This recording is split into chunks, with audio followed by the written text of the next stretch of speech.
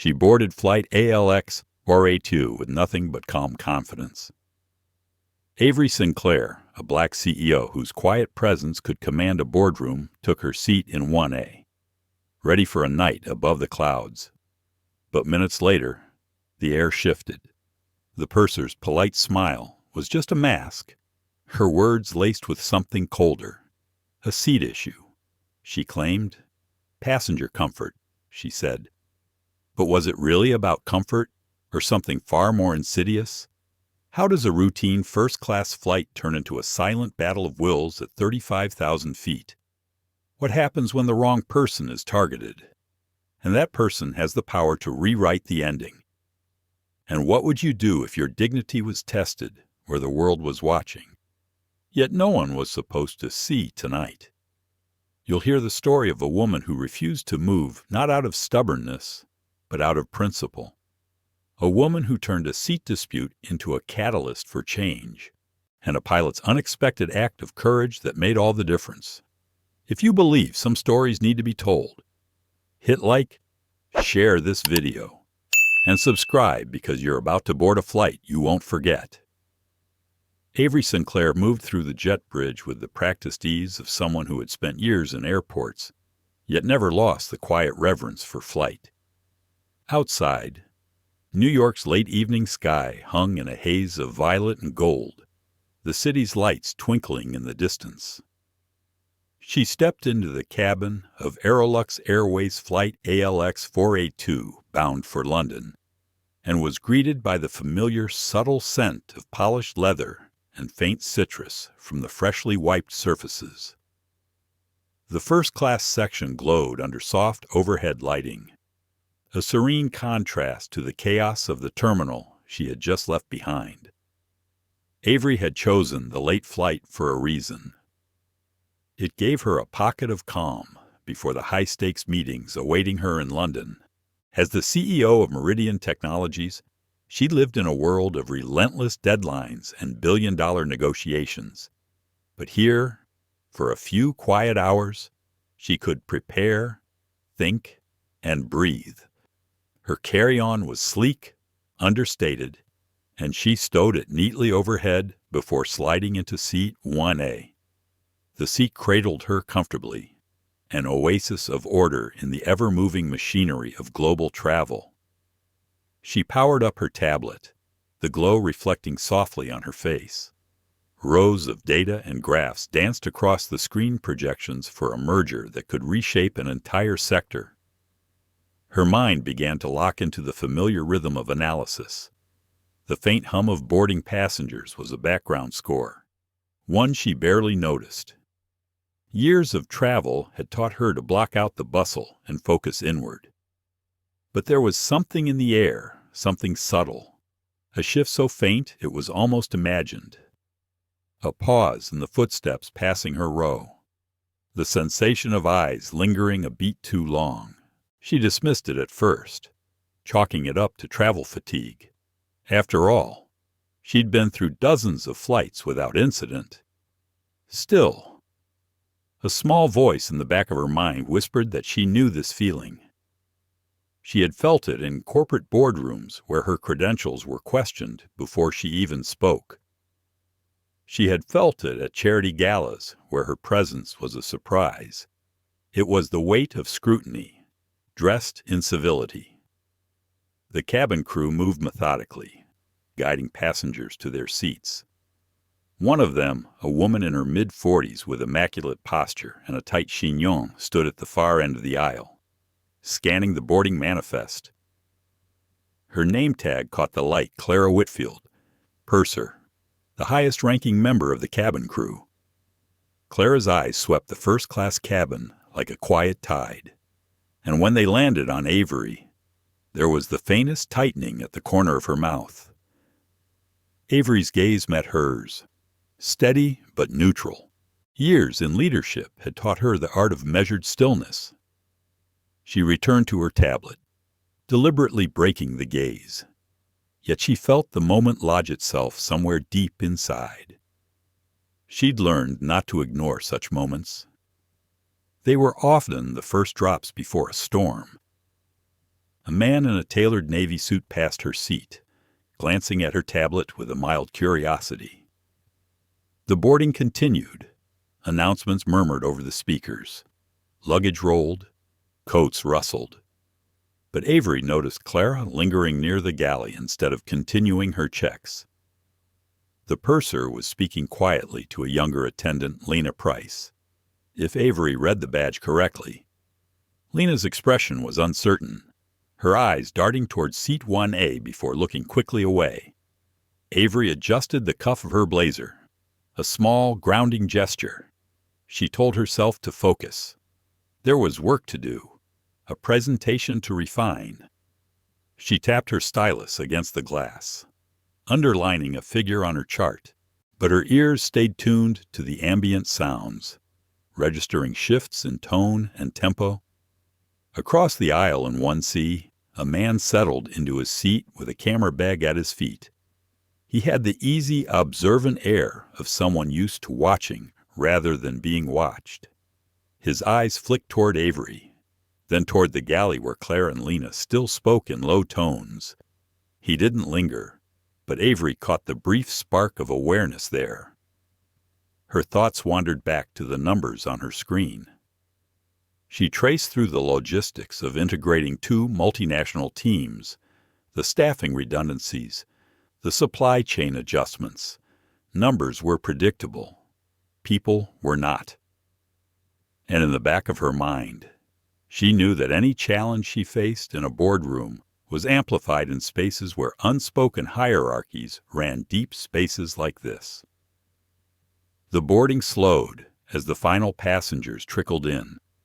A family with sleepy children, a couple exchanging quiet jokes, a solitary traveler lost in their phone. Avery glanced at her watch, mentally calculating takeoff time. London was 5 hours ahead. She'd have just enough rest to hit the ground running if she could rest. Another glance down the aisle caught Clara's eyes again, this time with no pretense of scanning the manifest. The purser moved forward, her steps unhurried, her face composed. She paused 2 rows away, greeting another passenger with a practiced smile, then shifted toward Avery's row. Avery's fingers stilled on her tablet. She looked up, ready to offer a polite acknowledgement, but Clara's gaze was assessing. Her tone clipped when she finally spoke. "Good evening. May I see your boarding pass?" "Please." It was an unusual request this far into boarding, but Avery obliged without hesitation.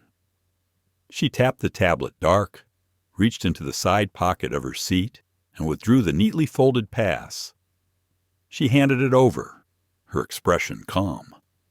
Clara's eyes dropped to the pass, scanning it quickly, her lips pressed into a thin line. Without meeting Avery's gaze, she placed the boarding pass back into her hand. "Thank you. I'll be right back." No smile, no explanation. Just a pivot and a retreat toward the galley. Avery slid the pass back into the pocket, her mind already sifting through possibilities. Maybe it was a random check, maybe a seating update, or maybe her stomach tightened. It was something else. She didn't like assumptions, but she had learned to recognize patterns. She drew a breath, long and quiet, and returned to her tablet. Her fingers moved, but her attention was split now, one ear tuned to the cabin behind her. Somewhere in that ambient hum, she felt the current shift again. The voice in her mind whispered, "This might not be over." Avery had just begun re-immersing herself in the spreadsheet when Clara's footsteps returned. The purser's polished shoes made soft contact with the carpet, each step deliberate, carrying a kind of restrained authority. Avery sensed the approach before she looked up. Clara stopped beside seat 1A, her frame casting a faint shadow over Avery's tablet screen. Her hands were clasped at her waist, posture immaculate, but her expression had cooled from polite professionalism into something more rigid. "Ms. Sinclair," Clara began, her voice clipped and precise. I believe this seat has been reassigned. I will need you to gather your belongings so we can seat you elsewhere. For a heartbeat. Avery simply blinked at her, processing the words. The tone was not one of inquiry, but of command. Her stylus stilled against the tablet, and she set it carefully down on the console. She turned her full attention to Clara. Eyes steady. That's not correct. My boarding pass shows 1A. Avery's voice was even, her diction crisp but calm. She reached once more into the seat pocket and produced the pass, extending it toward Clara. Clara's gaze flicked briefly at the proffered document, but made no move to take it. The faintest curl appeared at the corner of her mouth, gone as quickly as it came. I'll need you to step aside so we can confirm, she said, her hand making a subtle but unmistakable gesture toward the aisle. Avery did not move. She kept the boarding pass in her hand, a tangible reminder of her right to the seat she occupied. With a measured breath, she said, "This is my seat. I am not moving until you verify that." The air between them thickened. Conversations in nearby rows faltered as passengers began to sense something out of the ordinary. A man 2 seats behind shifted, his magazine lowering slightly. Across the aisle, the man in 1C, Miles Carter, angled his body subtly, attention fixed on the exchange. Clara's chin lifted a fraction. "Ms. Sinclair, you are being uncooperative," she said, her voice losing its earlier veneer. "I will ask you again to gather your belongings so we can seat the correct passenger." The correct passenger. The phrase landed with an almost physical weight. Avery's mind registered it not as a procedural term, but as a judgment. She knew that tone, had encountered it in contexts far removed from aircraft cabins, in conference rooms where she was the only black executive, in luxury hotels where her presence drew second glances. She had worked too hard to earn spaces like this to have her right to them questioned without cause. "I am the correct passenger for this seat," Avery replied, her tone still composed but carrying a thread of steel. "My boarding pass confirms it. If there is an issue, I suggest we resolve it without asking me to vacate a seat I paid for." Clara's lips pressed into a thin line. She turned slightly toward the aisle and made a small hand signal. From the galley. Lena Price emerged, guiding another woman forward. The newcomer had shoulder-length blonde hair, a cream-colored coat draped over one arm, and an expression caught between confusion and discomfort. "This is Samantha Lee," Clara announced, gesturing toward the woman. "Ms. Lee, this is seat 1A. If you will wait just a moment, we will have it ready for you." Samantha's eyes flicked from Clara to Avery and then down to the carpet. She clutched her boarding pass as if it might dissolve in her hand. Her lips parted as if to speak, but no words came out. The awkwardness radiated from her like heat, her posture betraying that she wanted no part of this scene. Avery's gaze shifted to Samantha, her expression free of hostility. She knew Samantha was not the architect of this confrontation, but her arrival, orchestrated by Clara, was meant to cement the challenge to Avery's place here. It was an unspoken suggestion that Avery's presence in seat 1A was somehow illegitimate.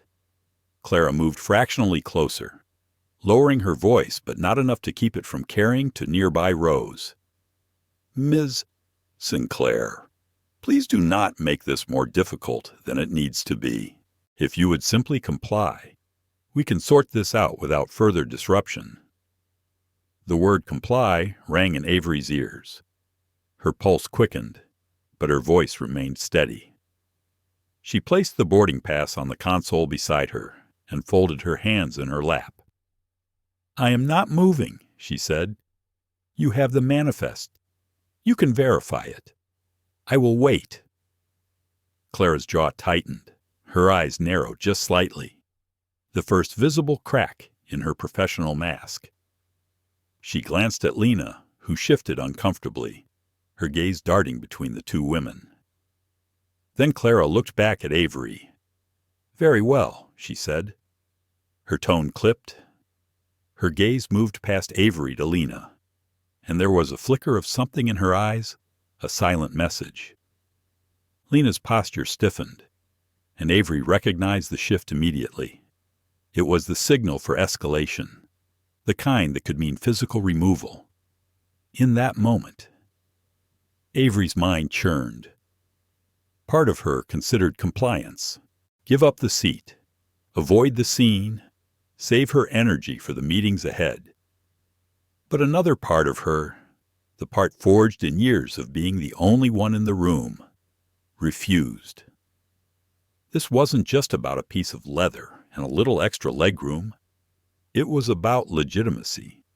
It was about the quiet erasure that happened every time someone like her was told to step aside.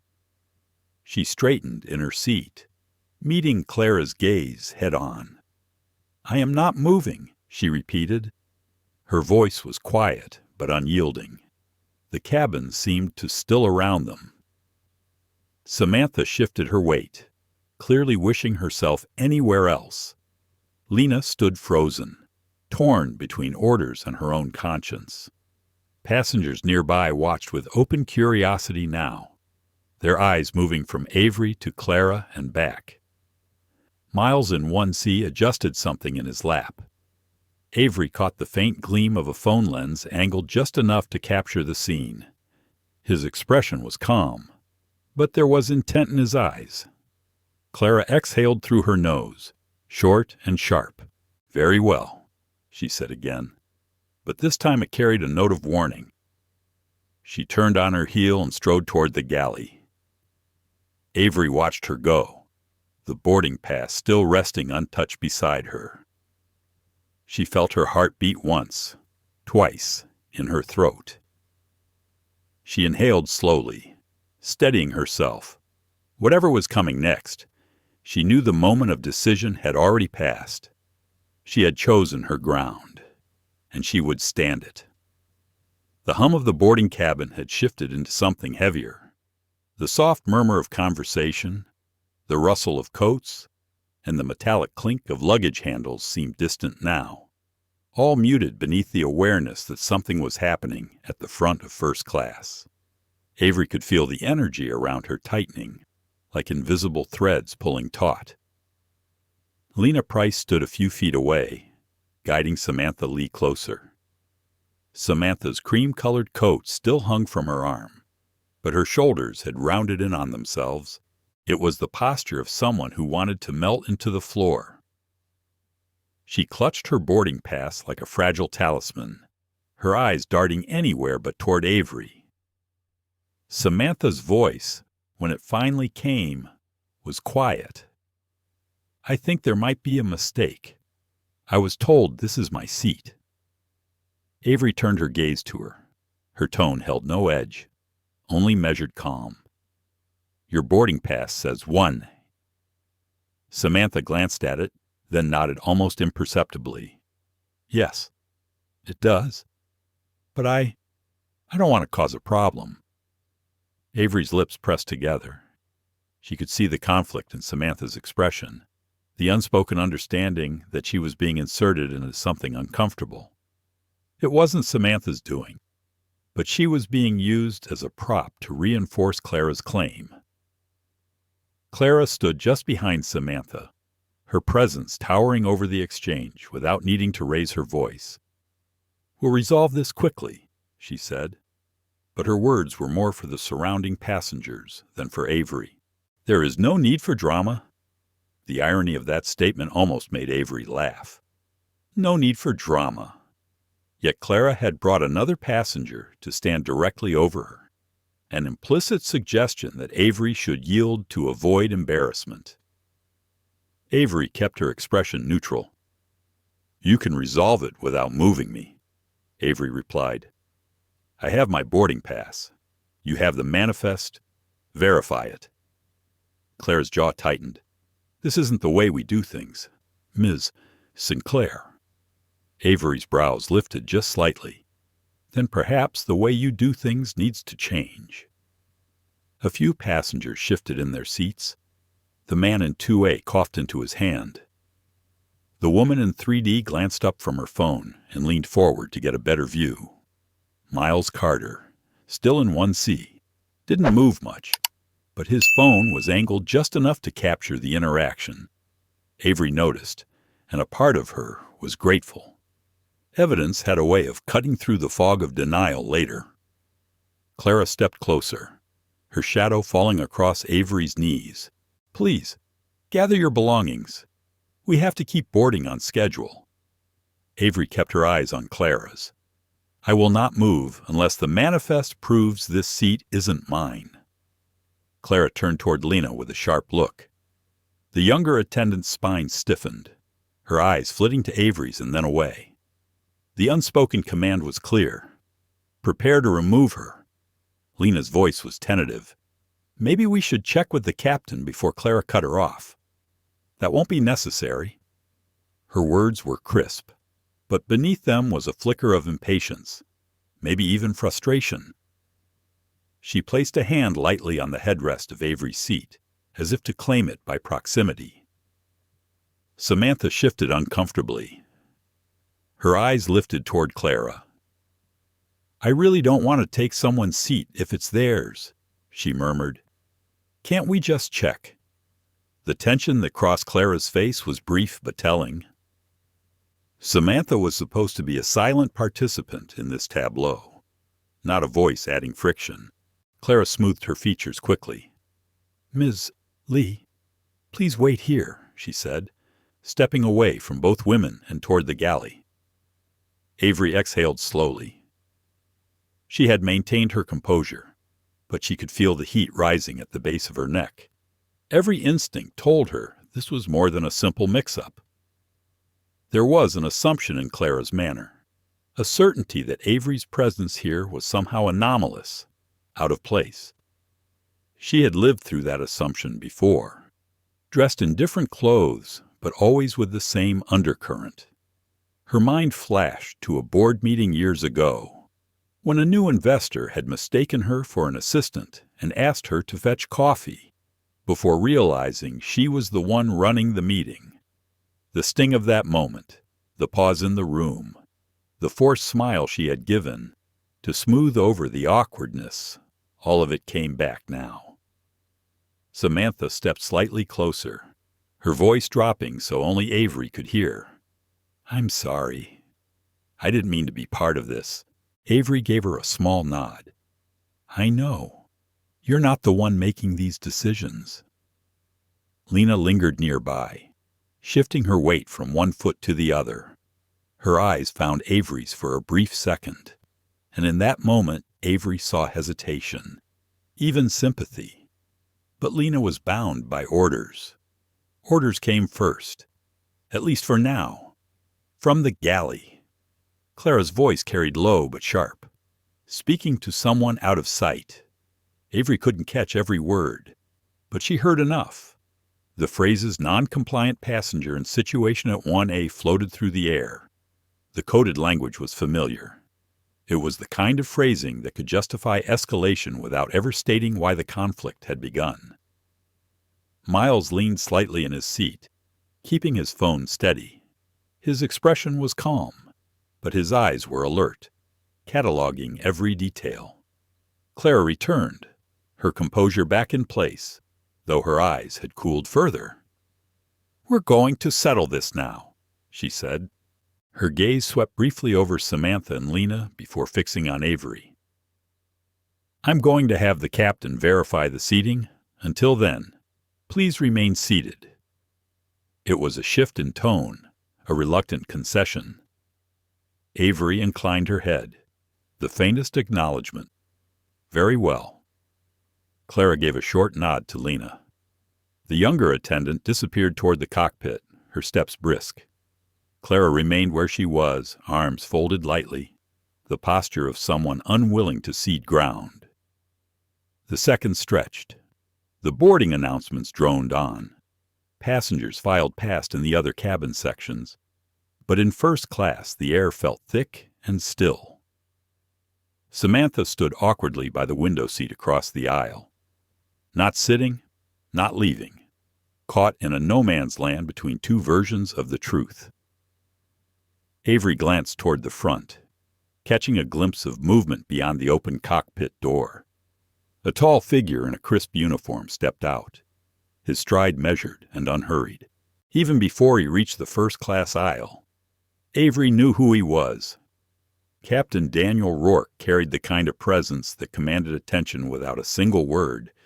His eyes, a cool gray, moved over the cabin, taking in the scene with quiet calculation. He stopped beside Clara, and for the first time since this began, the purser's posture shifted ever so slightly. "Captain," Clara began, "we have a passenger issue." This seat appears to have been Rourke held up a hand, not unkindly, but with enough authority to still the words. "Let me see the boarding passes." The request was simple, but it cut through everything. Clara produced her tablet with the digital manifest. Avery reached for her boarding pass and placed it in the captain's hand. He examined Clara's screen first, scrolling deliberately, his brow furrowed slightly, then smoothed. He looked at Avery's pass, comparing the details with what he had just seen. The silence in the cabin deepened, every eye drawn to the quiet transaction. Finally, Rourke looked up. His voice was calm, but there was no mistaking the edge of finality in it. "Seat 1A belongs to Ms. Sinclair." The words landed like a gavel strike. Clara's lips pressed into a bloodless line. Samantha let out a breath she might have been holding for minutes. Miles's phone captured the moment, steady and unflinching. Avery met the captain's gaze and gave a small nod. He returned it with the barest flicker of respect before handing back her boarding pass. "Enjoy your flight, Ms. Sinclair." The captain's verdict should have been the end of it. In most cases, it would have been. But Avery saw at once that Clara Whitfield wasn't ready to let go. Even with Captain Rourke's words still hanging in the air, Clara's posture remained taut, her chin lifted, her eyes fixed on Avery with something colder than simple professional irritation.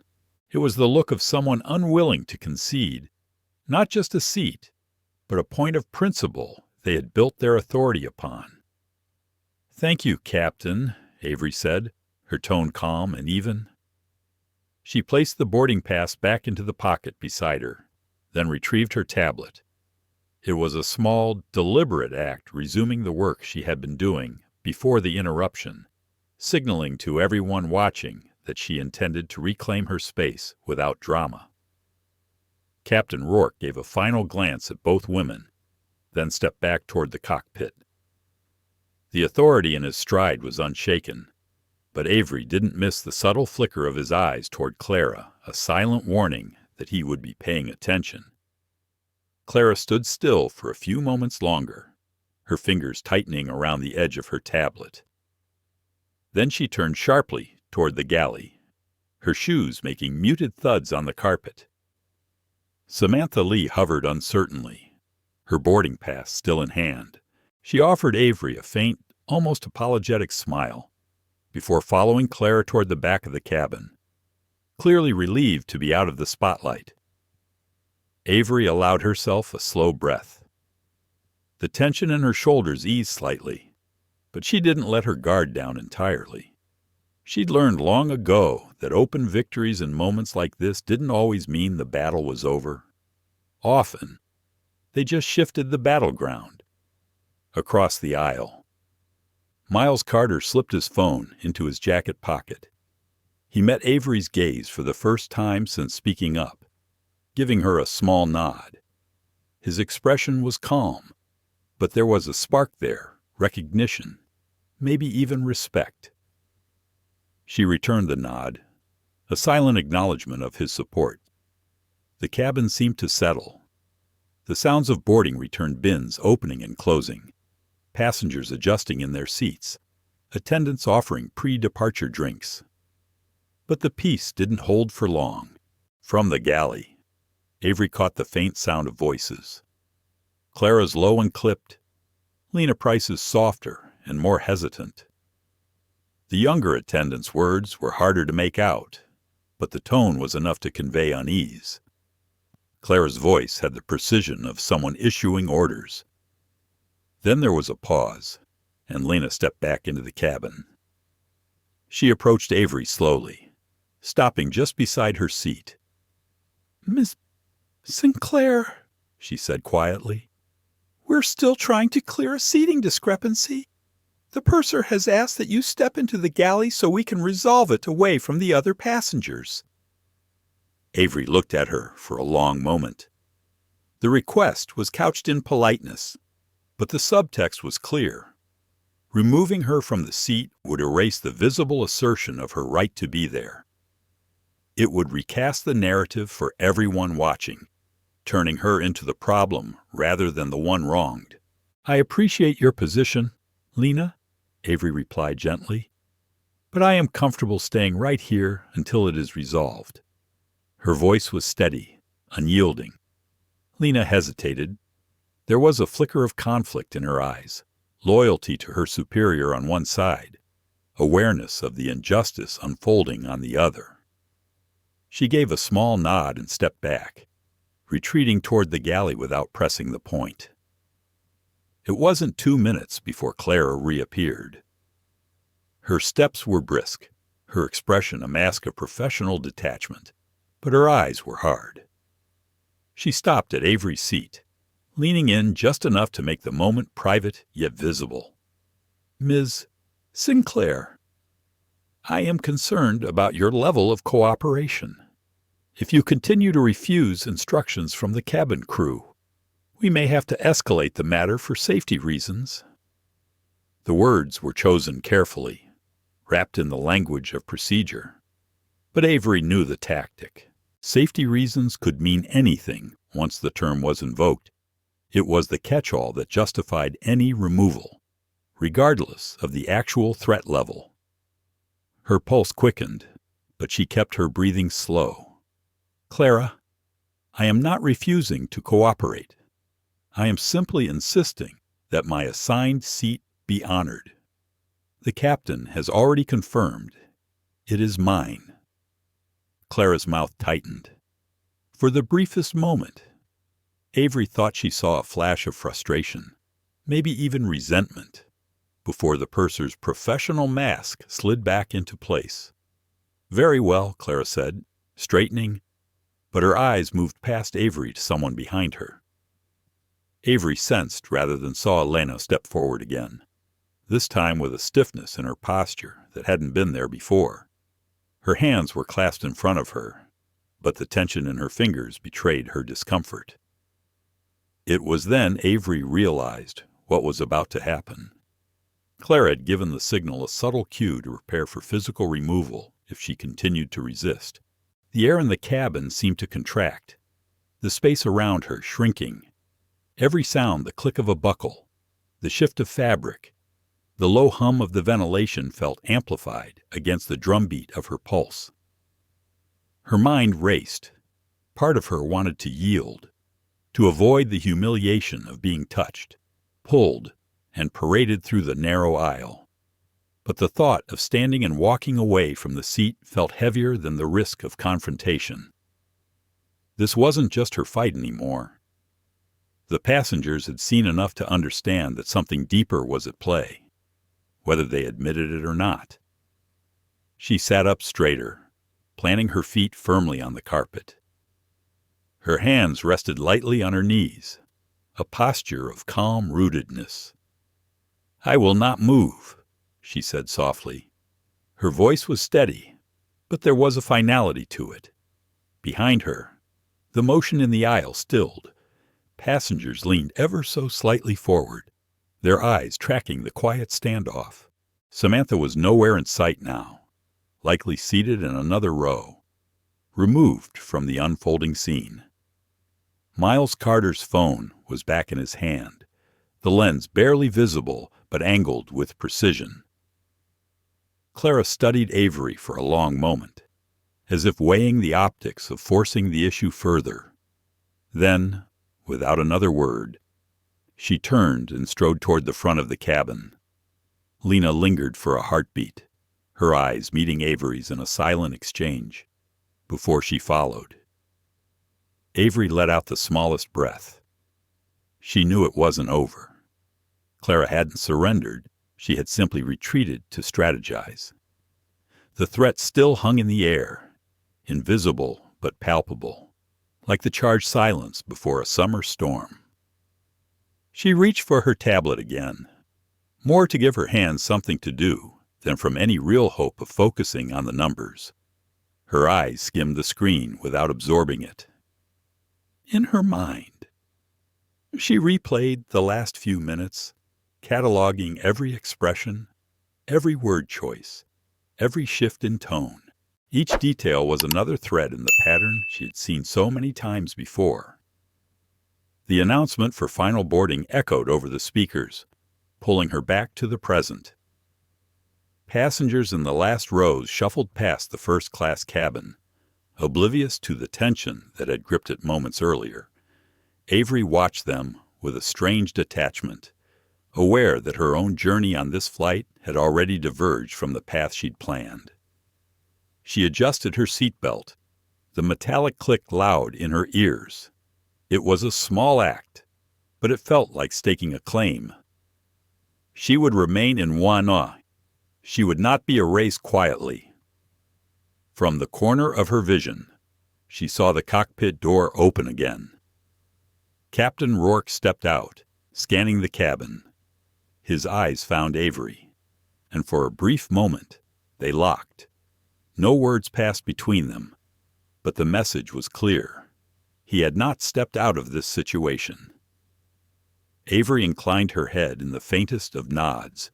Then she sat back, shoulders squared, ready for whatever came next. The cabin door clicked shut with finality.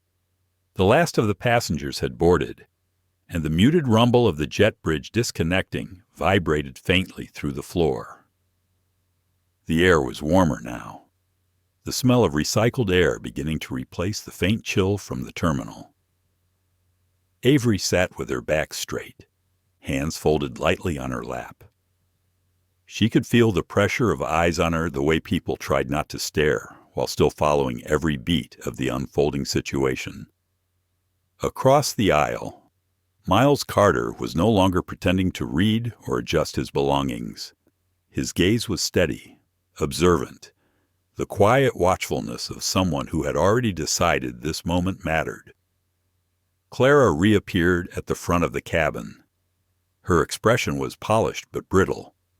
She began checking overhead compartments, greeting passengers in a voice that was just a little too loud, a little too cheerful. It was the kind of tone that told Avery the woman was performing calmness rather than feeling it. Lena followed a few steps behind, her eyes darting between Clara and Avery as if measuring the distance between a spark and a fire. Avery turned her gaze out the window. The tarmac workers were finishing their tasks, moving like small pieces in a distant play. She let the motion ground her.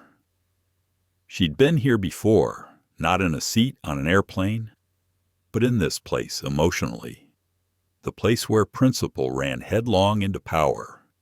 From across the aisle, Miles' voice came low at first. "Ms. Sinclair." Avery looked over. His tone wasn't intrusive. It carried the weight of someone who understood the stakes without needing a full explanation. "I've been filming since the first exchange," he said. "If you want this documented, I'll keep going." Her eyes held his for a moment. She gave a small nod. "Thank you."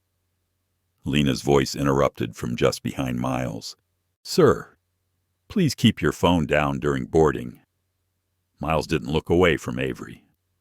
"Boarding is complete," he said simply, his tone neutral but his meaning unmistakable. Clara's head turned at that, her eyes narrowing slightly. Mr. Carter, if you could comply with crew instructions, comply. There it was again. That word, used not to maintain order, but to establish hierarchy. Miles set his phone down on his knee, but didn't turn it off. His voice stayed calm. I'm happy to comply with legitimate instructions, but asking me not to document an incident involving a passenger's rights is not one of them. The quiet in the cabin deepened. A few passengers shifted in their seats. Someone in row 2 coughed awkwardly. The woman in 3D glanced between Clara and Miles with open curiosity. Clara's tone dropped half a degree. Colder now. Mr. Carter, this is not your concern. It is, actually, he replied. It's everyone's concern when someone's being told to give up a seat that's rightfully theirs, especially after the captain's already confirmed it's theirs. Avery kept her expression still, but inside, a small spark of gratitude flared. She wasn't alone in this anymore.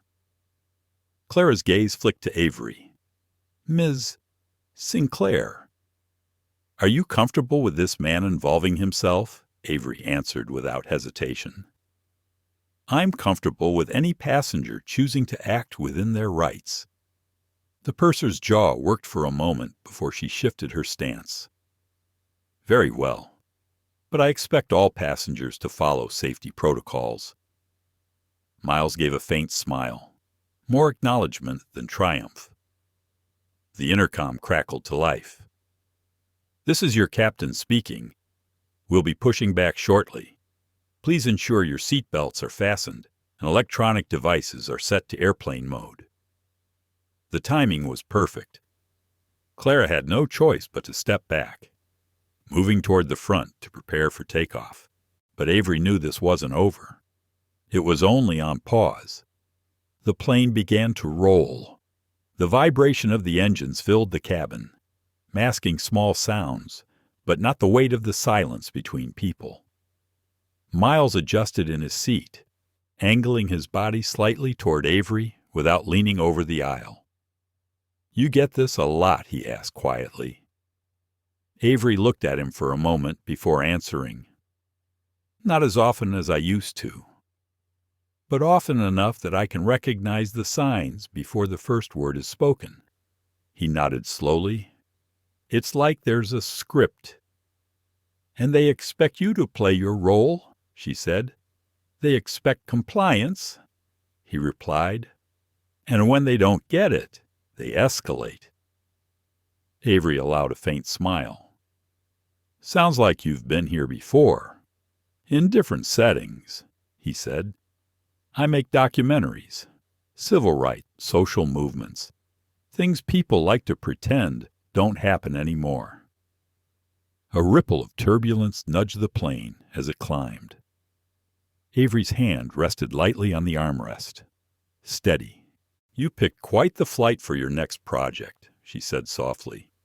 He glanced toward the galley where Clara had disappeared.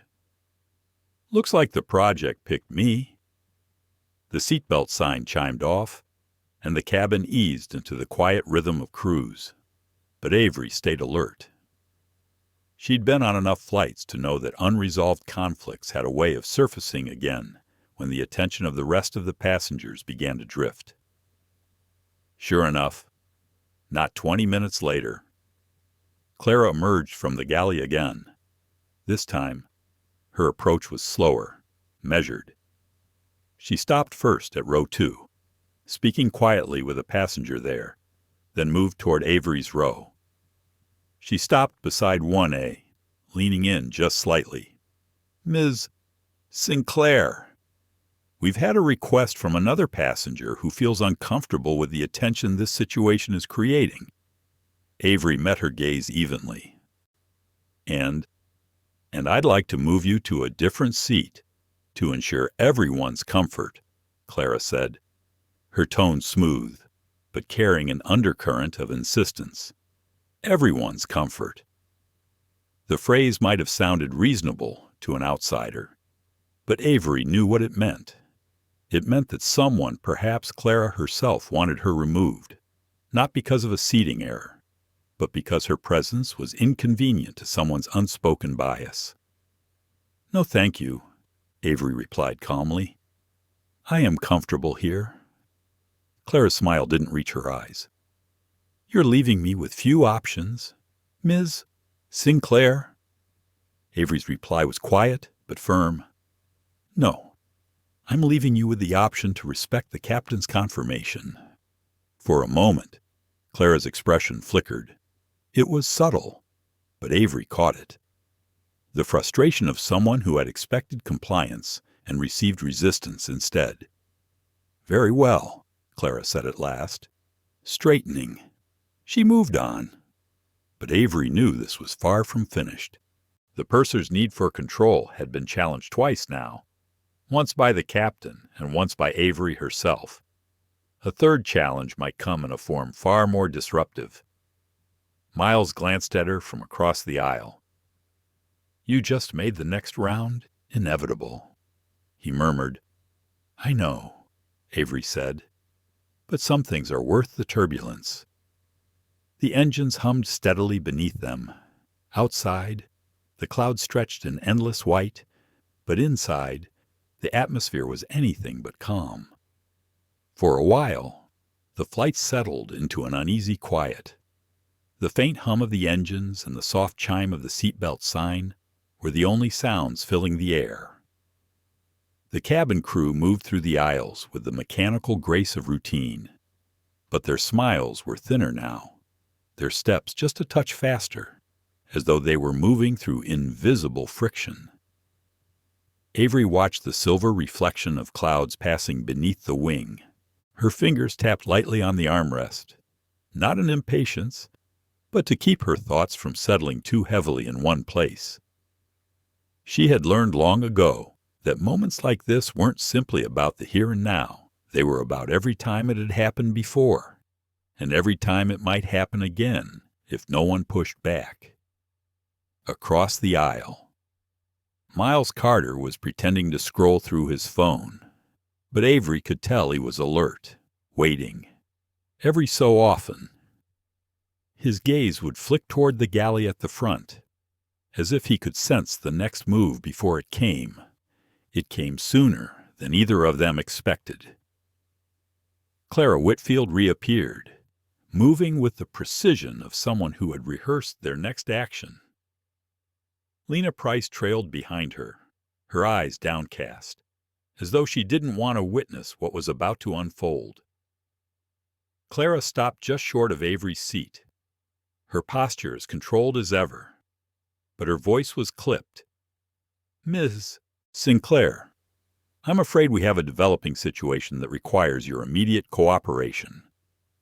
Avery turned her head slowly, her tone calm. "What kind of situation?" "We have received a passenger complaint about disruptive behavior. For safety, I need to relocate you to another section of the aircraft." The words hung there, heavy and absurd. Disruptive behavior. It was the catchphrase Avery had been expecting.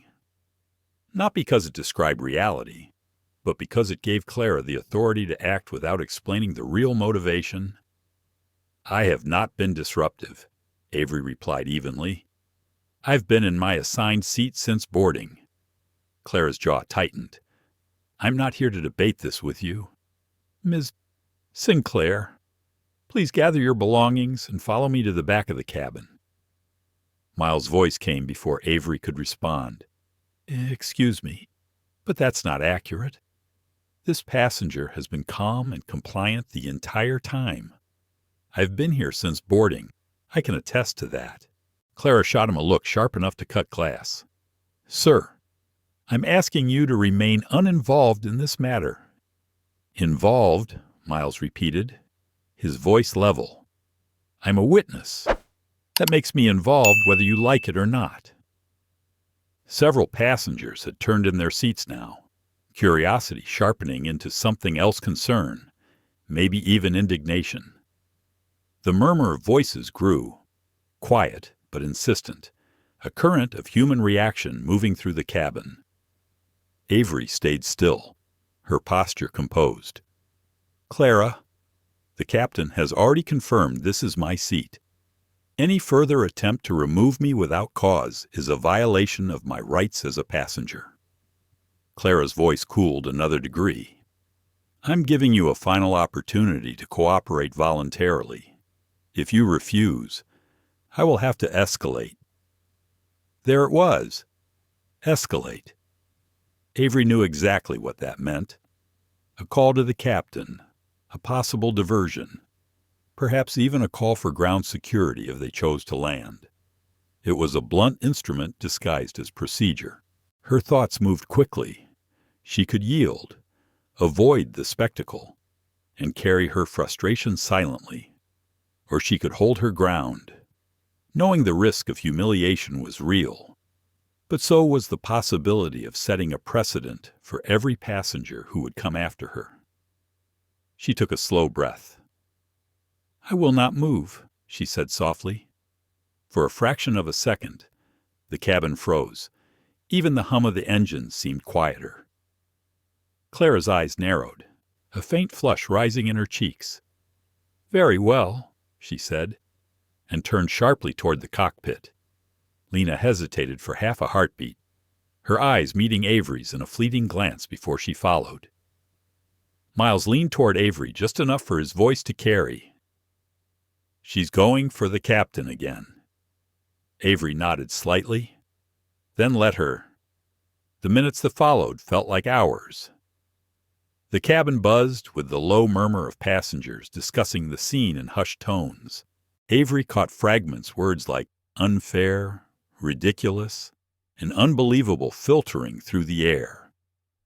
Then the cockpit door opened. Captain Daniel Rourke stepped out, his stride calm but deliberate. His eyes swept the cabin, noting the cluster of attention centered on 1A. He stopped beside Avery, his presence filling the small space. "Ms. Sinclair, I understand there's an issue again," he said, his tone measured. Avery met his gaze.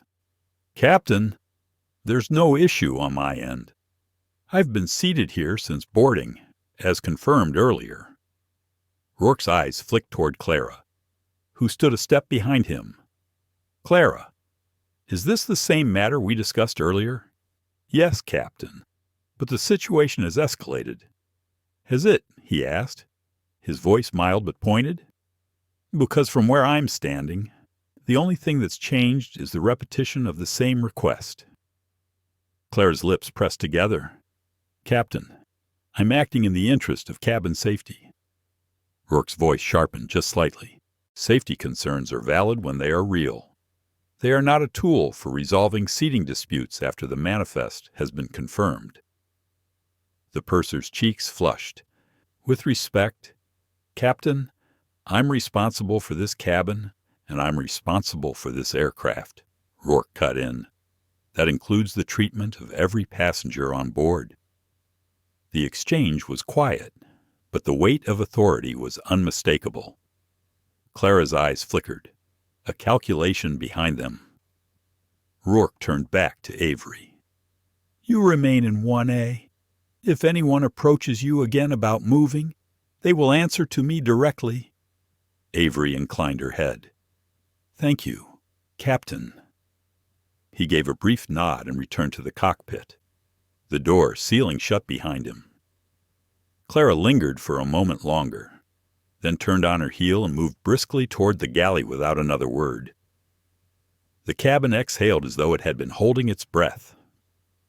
Miles's mouth quirked into the faintest smile. "That's 2-0, he murmured. Avery allowed herself a small breath of relief, though she knew the game wasn't over. People like Clara didn't accept public losses easily. They found other ways to reassert control. And with hours left in the flight, there was plenty of time for her to try. She settled back in her seat, the hum of the engines wrapping around her like a low drumbeat. Outside, the sky stretched endless and bright, but inside the cabin, The tension remained a thread pulled taut, waiting for the next hand to tug. For a while, the cabin seemed calmer. The meal service began, trays and carts moving in a careful choreography down the narrow aisle. Avery accepted a glass of water and declined the rest, preferring to keep her mind clear. Miles ordered coffee, his tone casual, but his eyes never stopped tracking Clara's movements. Clara was quiet for the first half of the service, gliding from row to row with an almost mechanical precision. Her smile was as professional as ever, but there was something sharpened behind it, a deliberate calculation, as though she were already plotting her next move. Lena Price passed by with the breadbasket, offering Avery a tentative smile. "Would you like some?" Her voice was quiet, almost hesitant. Avery shook her head gently. "No, thank you." But she appreciated the small kindness in the gesture.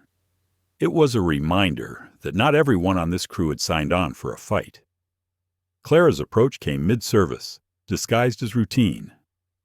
She stopped at row 2, bending slightly to speak to the couple seated there.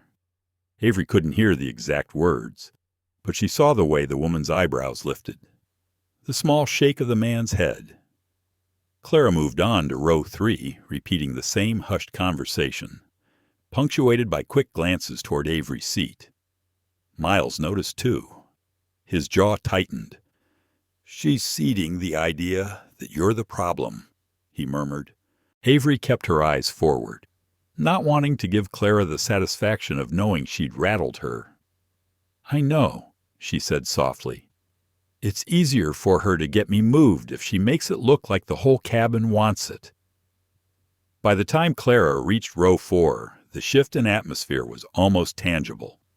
People were looking at Avery a little longer, their expressions harder to read. It wasn't open hostility, not yet, but the seed had been planted. When Clara reached the galley again, she stopped to speak with Lena. The younger attendant glanced toward Avery, nodded once, and then disappeared toward the economy section. Moments later, Samantha Lee, the woman who had been the intended replacement for Avery's seat, was led back into first class.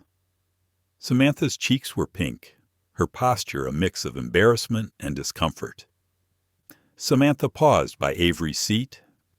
"I'm sorry about all this," she said quietly. "I didn't ask for the seat. They just told me to take it." Avery met her gaze and spoke gently. "I know. This isn't about you." Samantha gave a small nod and moved to an empty seat in row 2. But the damage was done. Her return made it clear to the watching passengers that Clara had tried and failed to seat her in 1A, reinforcing the idea that Avery was standing in the way of order. Miles shifted in his seat.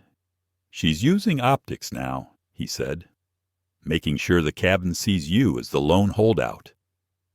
Avery leaned back slightly, her hands resting on the armrests. "Lone doesn't mean wrong." The meal service concluded, and the lights dimmed slightly for the mid-flight stretch. Some passengers pulled out tablets or books, others reclined their seats and closed their eyes. But the hum in the cabin wasn't entirely relaxed. Avery could feel the undercurrent, the way attention still drifted toward her row.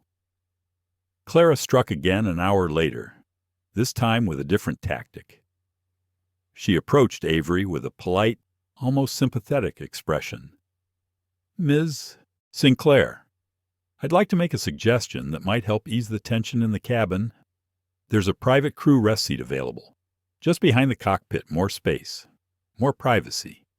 It might be more comfortable for you." Avery's lips curved in the faintest smile. "Thank you for the offer, but I'm fine here." Clara's tone stayed pleasant, but her eyes betrayed a flicker of frustration. "Are you sure it's a quiet space, away from all this attention? Attention you've created," Avery thought. Out loud, she simply said, "Yes, I'm sure." Clara's voice softened, almost a whisper now. Sometimes it's better to take the higher road. Avery's reply was calm but carried weight. The higher road isn't always the quietest one. There was the briefest pause before Clara stepped back, her smile fixed but brittle. She moved down the aisle without another word, but Avery knew the conversation wasn't over. It had simply shifted into a deeper stalemate. Miles spoke without looking up from his tablet. "You just told her no in a way she can't spin as unreasonable." "That was the point," Avery said. For the next half hour, Clara kept her distance, focusing on the other passengers. But Avery could feel the glances, the subtle shaping of perception. It was a battle being fought in whispers and half smiles. Then, as if on cue, one of the passengers from row 2, a middle-aged man in a navy blazer, stood and walked toward Avery's seat. He stopped beside her, leaning slightly into the aisle. "Ma'am, I don't know what's going on, but maybe if you just moved, we could all have a calmer flight." The statement was wrapped in the language of concern, but the implication was clear: you're the disruption. Avery looked up at him evenly. "I appreciate your perspective, but I'm sitting in the seat I was assigned. The captain has confirmed it's mine." The man shifted uncomfortably. "I'm just saying, sometimes it's not worth the fight." Avery's voice stayed soft, almost conversational. "And sometimes it is." The man hesitated, then gave a small shrug and returned to his seat. Miles caught Avery's eye and gave a subtle nod of approval. "You handled that perfectly," he said quietly. "It's not about winning the argument," she murmured. "It's about not letting someone else write the story while you're still in it." The rest of the cabin settled again, but the divide had been drawn more clearly. There were those watching with curiosity, those leaning toward Clara's framing, and those like Miles, who had begun to see through it. Avery knew the flight still had hours to go, and if Clara couldn't push her out with authority, she might try something riskier, something that would force the issue. The thought didn't make her nervous, it made her ready. The cabin lighting had shifted into the soft, warm glow meant to lull passengers into mid-flight drowsiness. The hum of the engines was steady, almost soothing. But Avery kept her senses sharp. She'd been in enough high-stakes rooms, boardrooms, courtrooms, even congressional hearings to know that the most dangerous moves often came in the quiet moments. Clara had been conspicuously absent from first class for nearly an hour, which in itself was unusual. The other flight attendants moved through with routine efficiency, avoiding eye contact with Avery. Even Lena Price, who had shown small signs of empathy earlier, seemed to be keeping her head down. Across the aisle, Miles Carter had gone from casually observant to quietly tense.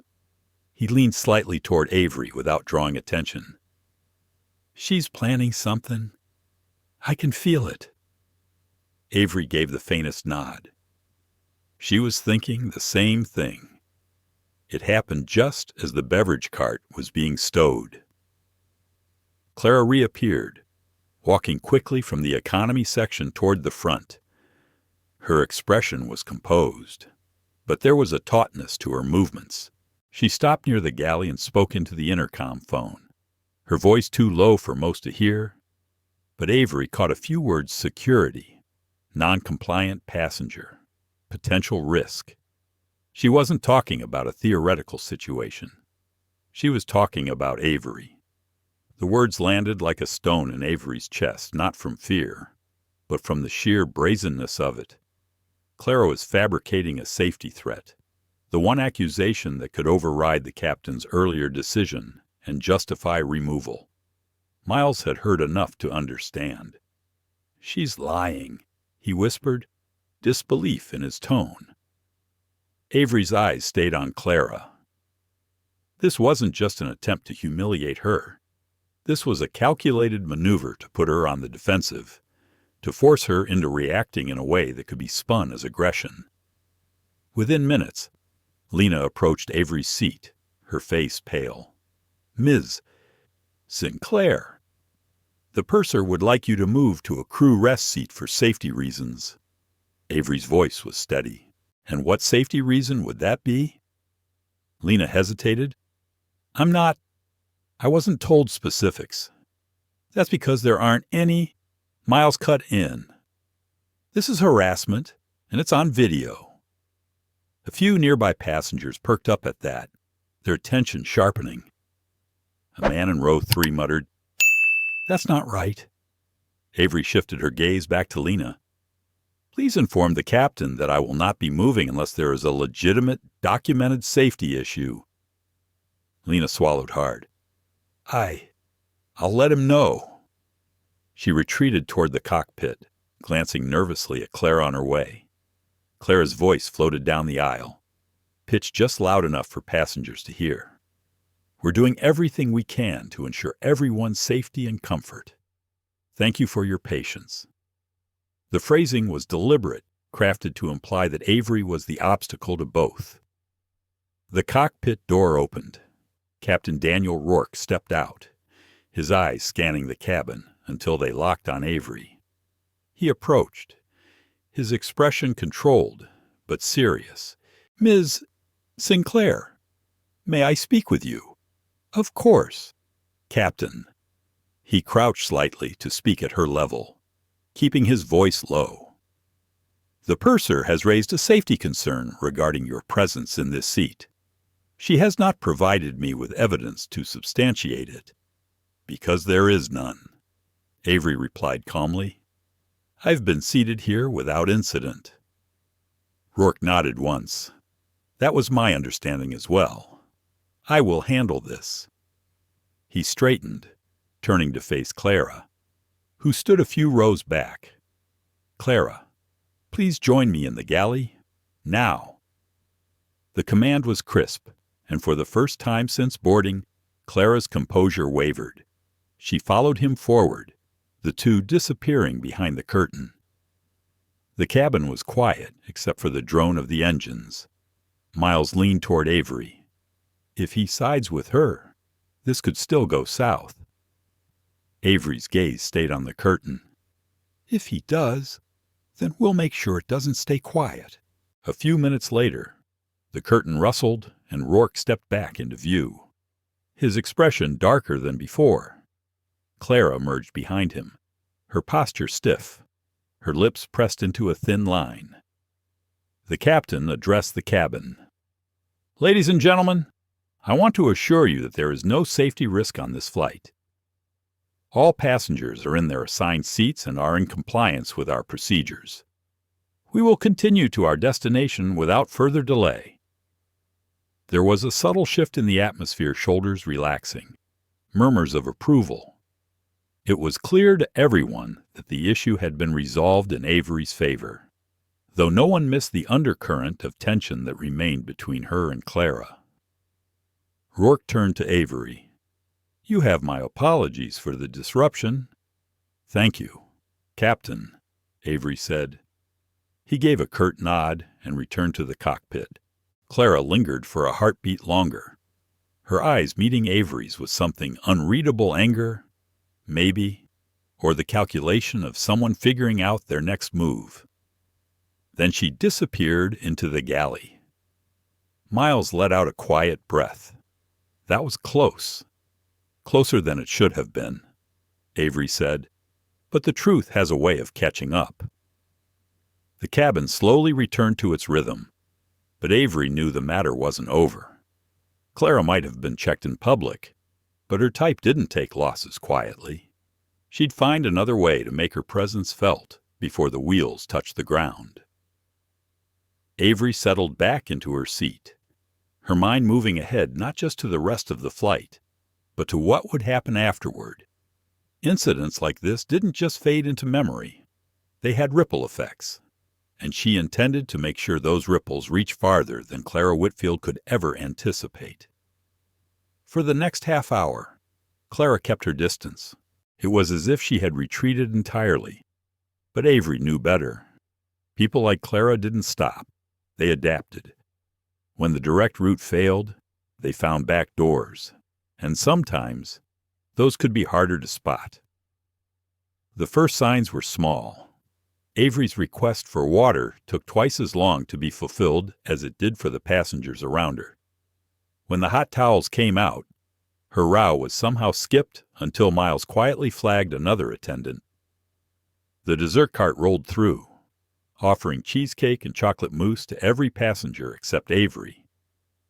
Lena caught the oversight and quickly corrected it, but the look she gave Avery said she knew it wasn't an accident. Miles noticed, too. "This is the long game," he murmured. "Make you uncomfortable enough that you leave on your own." "It won't work," Avery said softly, keeping her voice steady. "She's hoping I'll either snap or disappear. I'll do neither." But Clara wasn't just targeting comfort. She was shaping perception. Avery caught her leaning in close to a passenger in row 3, speaking in a voice pitched just low enough to sound private, but not so low that nearby ears couldn't catch words like disruptive and unusual behavior. Each time Clara walked away, the passenger's eyes would flick toward Avery, their expression a little tighter, a little more uncertain. Avery didn't confront her. Not yet. Instead, she reached into her bag and pulled out her phone, not to record video, which airline policy prohibited mid-flight, but to quietly type notes. Times, actions, who was present, a detailed record. She had built entire corporate investigations on less. Miles glanced at her screen. "Planning to take this further? Much further," she replied. Clara's next move was more pointed. She approached Avery's seat with a calm, almost friendly expression. "Ms. Sinclair, I just wanted to let you know that we've had multiple passenger concerns about your demeanor. No one wants discomfort on such a long flight." Avery met her gaze evenly. "Have any of these passengers spoken to me directly?" Clara's smile didn't falter. "Of course not. It's not their place to confront you. That's my role. Then I'd appreciate specifics," Avery said. "What behaviors have they found concerning Clara's eyes narrowed? Just slightly. It's more about the overall atmosphere. People feel uneasy." Avery let the pause stretch, the hum of the engines filling the space between them. "That's interesting, because the only actions I've taken on this flight are sitting quietly in my assigned seat and responding when spoken to. If that causes unease, perhaps the problem isn't with me." Clara's smile flattened into something tighter. "I'm just trying to ensure a smooth experience for all passengers. Then perhaps start by ensuring you're telling them the truth," Avery replied. There was a flicker in Clara's eyes, anger. Maybe even the realization that Avery wasn't going to play the part of the quietly compliant passenger she was used to dealing with. Without another word, Clara turned and walked briskly toward the galley. Miles shook his head. "That was a solid hit." "It's not about winning hits," Avery said. "It's about making sure she knows I'm documenting every move she makes." The next hour passed in an uneasy rhythm. Clara's manipulations grew more subtle delays in service, faintly audible comments to colleagues that Avery suspected were designed to be overheard, small inconveniences that were easy to dismiss individually but obvious in pattern. Lena was the only member of the crew who seemed caught in the middle. At one point, she stopped by Avery's seat with a refill of water and murmured so quietly it was almost lost under the engine noise. "I'm sorry about all this." Avery looked at her, searching her expression. "You know this isn't right." "I do," Lena admitted, "but it's complicated." "It always is," Avery said gently. "That doesn't make it any less wrong." When Lena walked away, Avery felt a shift not in Clara's behavior, but in her own resolve. She wasn't just defending herself anymore. She was thinking about what would happen after they landed, about the conversation she would have with Aeroluxe's board, about the systems that allowed people like Clara to thrive unchecked. She began to plan. She thought about the emails she could send within an hour of touchdown, the calls she could place to journalists who'd covered systemic bias in the airline industry. She pictured the headlines factual, measured, but unmistakable in their weight. And she thought about the quiet, factual way she could deliver her experience to Aeroluxe's internal ethics team, ensuring that it wouldn't just be filed away, but escalated. The more Clara tried to push her out, the more Avery felt the quiet strength of knowing she could outlast her, not just here in the cabin, but in the spaces that mattered most. As the lights dimmed for the evening segment of the flight, Avery glanced toward the cockpit. She didn't need to speak to Captain Rourke again, not yet. But she could feel his awareness, the way he kept an eye on the balance in his cabin.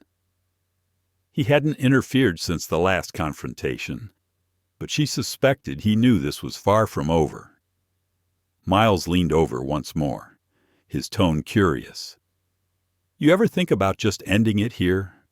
Just getting off the flight drama-free and moving on?" Avery's reply was simple.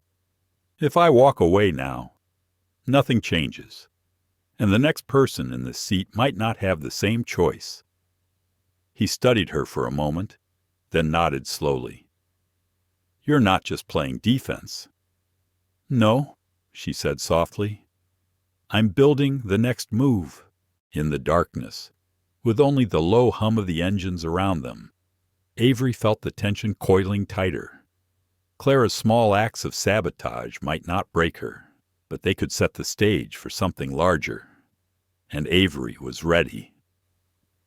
The cabin was dark, except for the soft glow of reading lights and the muted flicker from seatback screens. Most passengers had slipped into the half-sleep of a long-haul flight, their faces slack, headphones resting crookedly against their heads. But Avery was wide awake. She sat still, her posture relaxed enough to avoid drawing attention, but her mind was moving like a chess player plotting 10 moves ahead. Clara's persistence had confirmed one thing: this wasn't going to stop until the plane touched down. And even then, without a record, it could vanish into thin air. Avery reached for her phone again, keeping it low in her lap. She opened an encrypted messaging app, one she used for sensitive corporate communications. Her thumbs moved with practiced ease. To Jordan Vega, Aeroluxe Airways. Board member message mid-flight, ALX 482. Purser attempting removal without cause. Captain aware. Will brief on landing. Prepare for media escalation. Will forward timestamp notes. She hesitated for half a second, then added, "This is not isolated. Check previous incident logs under Whitfield." She hit send, somewhere on the ground. Jordan Vega, a man with both the authority and the appetite for systemic change, would be receiving her message. Miles glanced over. "Calling in reinforcements. Just giving someone a head start," she murmured. At the front of the cabin, Clara emerged from the galley. Even in the dim light, her presence was sharp. She moved with the calm assurance of someone who believed they were still in control. Avery knew that meant one thing. Clara thought she still had an angle to play. The purser stopped at row 2, leaning down to speak to the passenger seated there. Avery couldn't hear the words, but she caught the way the woman's gaze slid toward her afterward, assessing, maybe even wary. Clara had been seeding her narrative for hours, and even subtle suggestions could take root in a confined space like this. Miles whispered, "She's still building her case." "Let her," Avery replied softly. "She doesn't realize the trial's already moved to a different court." When Clara finally approached Avery's seat, her tone was honeyed, almost falsely warm. "Ms. Sinclair, I wanted to check in one last time. We're still concerned about passenger comfort. and I'd like to offer you the chance to relocate before we begin our descent later." Avery looked up at her, her voice calm but edged with steel. "My comfort is fine, Miss Whitfield. And I think we both know the real concern here isn't about seating." Clara's smile thinned. "I'm only doing my job." "Then you might want to consider what your job will be after this flight," Avery said evenly. For the briefest second, Clara's expression faltered. Then she smoothed it over with that same professional mask and moved away. But Avery had seen the crack. The next hour passed in a quiet, tense stalemate. Avery reviewed her notes, double-checking every timestamp, every small incident. She added brief observations about passengers who had interacted with Clara in ways that seemed influenced by her narrative. It wasn't just about proving her own treatment. It was about documenting a pattern. Midway through, Lena stopped by again, this time under the pretense of offering tea. She set the cup on Avery's tray table and murmured so softly it barely reached her ears. "I think she's going to try again right before landing." Avery's eyes flicked up. "Why? If she can make it look like you're refusing to comply with a last-minute crew instruction." "It's easier to justify reporting you as a problem passenger," Lena whispered. Avery gave a slow nod. "Thank you for telling me." Lena straightened and walked away, her face carefully neutral. Avery knew that small act carried risk for her. An idea began to form, one that could shut this down in a way Clara couldn't spin. She tapped another message into her phone, this time to Jordan Vega again. "Message need direct patch to ops control before landing. Captain must be looped. Will request in-flight call." A few minutes later, her phone buzzed with a secure reply. "Cleared. Ask Captain to open line on company channel. Legal and PR standing by." Avery waited until the beverage cart had passed, then rose slowly and walked to the front, catching Captain Rourke's attention as he stepped out of the cockpit to stretch. "Captain, I need to request a direct call to Aeroluxe Operations Control. Board member authorization. It's regarding the ongoing situation in your cabin." Rourke's eyes narrowed slightly. "You're moving this above my level. I'm moving it to the level where it belongs," Avery said quietly. He studied her for a moment, then gave a single nod. "I'll make the call." Avery returned to her seat. Across the aisle, Miles raised an eyebrow. "What's happening?" She smiled faintly. The ground's about to shift under her feet. 20 minutes later, Rourke came down the aisle and crouched beside her seat again. "Ms. Sinclair, operations is on the line. They've requested you join the conversation in the galley."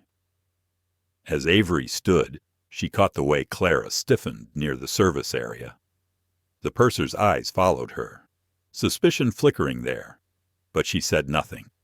"In the galley." Rourke handed Avery the receiver. The voice on the other end was crisp, controlled. "Ms. Sinclair, this is Dana Myers, Director of Flight Operations. We've been briefed. You are to remain in your assigned seat for the remainder of the flight. If there are further issues, inform the captain immediately. Post-landing, we will be conducting a formal review." "Thank you," Avery replied. "I'll provide my documentation on arrival." When she handed the receiver back, Rourke gave her a small nod before returning to the cockpit. Clara was still there, but now she looked less certain, her professional mask feeling thinner by the second. Avery returned to 1A and settled in. Miles leaned over. "That looked official." "It was," Avery said quietly. "Now we wait for the landing, and then the real work begins." Outside the window, the night sky stretched endlessly, the lights of distant cities flickering far below. Avery let herself breathe, knowing that Clara had run out of in-flight moves. But on the ground, the board, the press, and the public were about to become part of the cabin conversation Clara had tried to control. The low chime of the seatbelt sign came on, followed by Captain Rourke's voice over the intercom. "Ladies and gentlemen, we've begun our descent into New York. Cabin crew, please prepare for landing." The change in atmosphere was instant. Passengers adjusted their seats, tucked away blankets, and slipped on jackets. The quiet hum of cruise flight was replaced by the rustle of movement, the low chatter of anticipation. But in first class, beneath the ordinary rhythm, Avery could feel something else. Clara wasn't done. She saw it in the way the purser moved brisk, controlled, her eyes flicking often toward 1A. Avery had been in enough negotiations to recognize the look of someone making a last attempt before the door closed. Miles leaned slightly across the aisle. "She's going to try something before we hit the ground." Avery gave the faintest nod. She was expecting it. Clara had one final opportunity to rewrite the ending of this flight, and Avery knew she wouldn't waste it. As the crew began their final checks, Clara approached Avery's row. Her voice was calm but pitched to carry just enough for nearby passengers to overhear.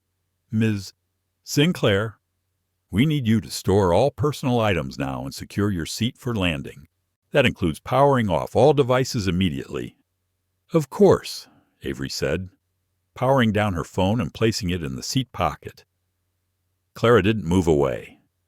"There's also been a request from the captain that you refrain from speaking with other passengers for the remainder of the flight." Avery's eyes met hers. "And what exactly is the safety justification for that?" Clara's smile was tight. "It's about avoiding distractions during critical phases of flight." Several passengers glanced up, and their curiosity piqued. Miles frowned openly. "That's not a standard instruction." Avery kept her tone even. "I'll comply with any instruction that has a legitimate safety basis. Otherwise, I'll continue sitting here quietly, as I have for the last several hours." Clara's gaze hardened. "Very well." She stepped away, but Avery could feel the heat of her frustration, even as she turned toward the galley. The descent continued, the city lights beginning to glitter beneath them. The seatbelt sign stayed on, and the cabin settled into the final approach routine. But Avery's attention remained forward, waiting for the next move. It came with 15 minutes to landing. Clara reappeared, this time with a notepad in hand. "Ms. Sinclair, I need to confirm some information for the flight report." She clicked her pen. "Full name, home address, and contact number." Avery tilted her head slightly. "And what is the stated reason for collecting that information mid-flight?" "It's standard procedure for any passenger incident that may require follow-up," Clara replied smoothly. Avery didn't move. "I'll be happy to provide that information directly to Aeroluxe's legal department on the ground." Clara's smile was pure formality. "Very well," she said again, but the stiffness in her voice gave her away. This wasn't how she'd planned it to go. When Clara walked away, Miles leaned in. "She's building her report right now." "Let her," Avery said. "Every word she writes will be weighed against the record I've already set in motion." As the plane dipped lower, the cabin crew moved through one last time to ensure everything was secure. Lena stopped briefly at Avery's seat, pretending to adjust the overhead bin. "Just so you know, the captain's already spoken to Ops. They're meeting the plane." "Thank you," Avery said quietly.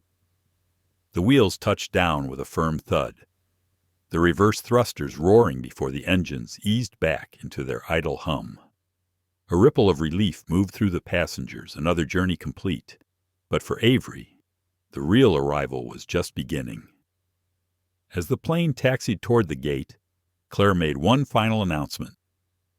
Ladies and gentlemen, we ask that all passengers remain seated until the seatbelt sign is switched off. We have a quick matter to address before deplaning. The implication was obvious, an official matter. Here in first class, a few passengers cast quick looks toward Avery.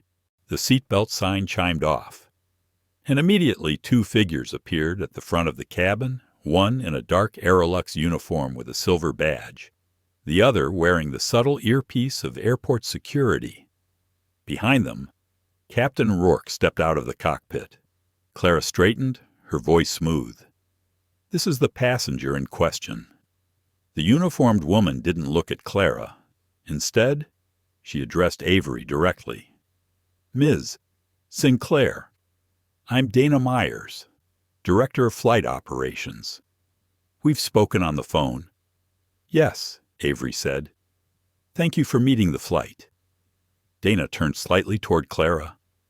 Purser Whitfield, I'll be speaking with you privately in just a moment. For now, please step aside. The slight pause in the cabin was palpable. Clara's face froze, but she complied, moving stiffly to the galley. Dana focused back on Avery. We've reviewed your preliminary notes. We'll complete a formal interview landside. But for now, you're clear to disembark at your convenience. Thank you, Avery said, her voice carrying just enough for the nearest passengers to hear. I appreciate Aeroluxe taking this seriously. As she gathered her bag, Miles caught her eye. You just flipped the ending. No, Avery replied quietly. I just made sure the ending was honest. The aisle began to move, passengers filing out. Some gave Avery small nods or looks of solidarity as they passed. She stepped forward when her turn came, feeling the shift in the air in acknowledgement, quiet but real, that the story Clara had tried to write had been overwritten. But Avery knew this wasn't the end. It was simply the moment before the real conversation began, one that wouldn't be confined to the cabin walls. And as she stepped into the jet bridge, she was ready for it. The jet bridge was cool and still, the air carrying the faint tang of fuel and disinfectant. Avery stepped into it with calm, deliberate strides, her carry-on rolling silently behind her. She felt the space expand ahead, no longer confined to a single seat in 1A, no longer boxed in by Clara's narrative. Just beyond the bridge, in the private arrivals lounge Aeroluxe reserved for first-class passengers, Dana Myers waited with two other people. Jordan Vega, tall and steady, his tailored suit immaculate despite the late hour, and a woman Avery recognized as Amelia North, Aeroluxe's chief ethics officer. The presence of both told her this was bigger than Clara realized. Dana motioned toward a small conference room off to the side. Ms. Sinclair, thank you for agreeing to speak with us before leaving the terminal. Avery stepped inside. The door closed softly behind her, muting the noise of disembarking passengers. She placed her bag neatly at her feet and sat, her posture open but purposeful. Amelia started first. We've reviewed your preliminary account and the captain's statement. Before we proceed, is there anything you want to add that's not in your written notes? Yes, Avery said. What happened tonight wasn't about a seating dispute. It was about a pattern of behavior designed to intimidate, discredit, and remove a passenger based on assumptions that had nothing to do with safety. It was calculated, and it relied on the hope that I wouldn't have the means to push back. Jordan leaned forward slightly. And you did push back. I did, Avery said. But that's not enough. I want Aeroluxe to address the structure that allowed this to happen. One person's removal doesn't solve the problem if the system rewards the same behavior in someone else next month. Dana exchanged a glance with Amelia. Purser Whitfield has been removed from active duty pending investigation. That decision was made before we landed, based on multiple reports from passengers and crew. Avery's expression didn't change, but she felt the weight of the moment. She wasn't here for vindication. She was here for change. And yet, it mattered that the first step had been taken before the engines even cooled. Jordan spoke again. "What would you like to see happen beyond this investigation transparency?" Avery said without hesitation. "Public acknowledgement when misconduct is confirmed. Mandatory bias and accountability training for all in-flight leaders. A confidential reporting channel for passengers that doesn't rely on crew discretion. And a clear process for review when a removal is requested, so that no one is pulled from a seat without legitimate cause." Her voice was steady, but the undertone was personal. Tonight, it was me in 1A. Tomorrow, it could be someone without my platform, without my resources. That's why this can't just be handled quietly. Amelia nodded slowly. "Those are significant changes." "They're necessary," Avery replied. "Aeroluxe can either lead on this issue or wait until public pressure forces the same outcome." Jordan sat back, a faint smile at the corner of his mouth. "You came prepared for this conversation." "Always," Avery said. There was a pause, and then Dana closed her notebook. "We'll convene with the board in 48 hours. I'd like you to join that meeting via secure link." "I will," Avery said. When she finally stepped out into the terminal, the concourse was nearly empty. The late-night quiet broken only by the distant whir of floor polishers and the muffled calls of closing announcements. Miles was waiting near the exit, leaning against a column with his camera bag slung over one shoulder. "You good?" he asked. "Better than good," Avery said. "We've got the start of something." Miles studied her for a moment. "You know, most people would have just taken the apology and the voucher and moved on. And most people would have been right back in the same position a month later." Avery said, "That's why I'm not letting this go." He nodded, the faintest look of admiration in his eyes. "Guess I'll be seeing this in the news." "You might," she said with a small smile. Outside, the city's night air wrapped around her, cool and alive. A car waited at the curb Jordan's doing, no doubt. As she slid into the back seat, she felt the shift deep inside her, that subtle click when something private becomes public, when a single confrontation becomes a catalyst. 2 days later, the Aeroluxe press release went live. It confirmed the suspension of Purser Whitfield, the initiation of a full review into in-flight passenger removal protocols, and the creation of an independent oversight panel. The language was formal, careful, but the message was clear. And beneath the press release, in smaller type, was an acknowledgement Avery hadn't expected. "We thank Ms. Avery Sinclair for bringing this matter to our attention with professionalism and clarity." The story spread industry publications, travel blogs, social media feeds. It was dissected, debated, and in some corners, it sparked uncomfortable conversations. Not everyone agreed with her stance. Not everyone wanted to believe bias could survive in the polished luxury of first class.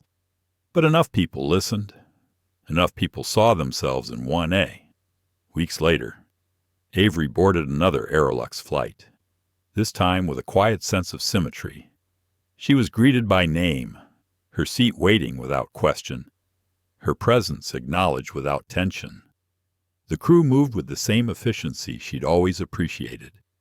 But now she saw something else, more deliberate eye contact, more measured words, a visible awareness of fairness. As the plane leveled at cruising altitude, Avery looked out over the curve of the horizon. This wasn't just about winning a seat. It was about securing the right for anyone, in any seat, to travel without the weight of someone else's prejudice pressing against them. She thought of that night on ALX 482, the low hum of the engines, the steady beat of her own pulse as she decided not to yield. She thought of Lena's quiet courage, of Miles' steady witness, of Captain Rourke's willingness to keep the situation from escalating. And she thought of Clara Whitfield, now a name in a file somewhere, a reminder of the cost of choosing control over integrity. Avery smiled faintly, not out of triumph, but out of certainty. Change didn't happen in a single flight or a single board meeting. It happened in persistence, in the refusal to accept that things had to stay the same. Somewhere in the cabin behind her, a passenger laughed softly. Glasses clinked. The world kept moving forward, one flight at a time. Some stories end when the plane lands. This one didn't, because what happened to Avery Sinclair wasn't just about one seat. It was about a system that still allows bias to hide behind procedure, and the courage it takes to confront it without raising your voice but raising the standard for everyone. It's easy to forget that behind every headline is a person, a mother, a father, a friend, someone just trying to get home. And it's just as easy to let small injustices slide, telling ourselves they're not worth the fight. But change never comes from silence. It comes from moments like this where dignity holds its ground, and truth takes the seat it was promised. We tell these stories not just to expose what's wrong, but to remind ourselves of what's worth protecting: respect, fairness, and the belief that every passenger matters equally.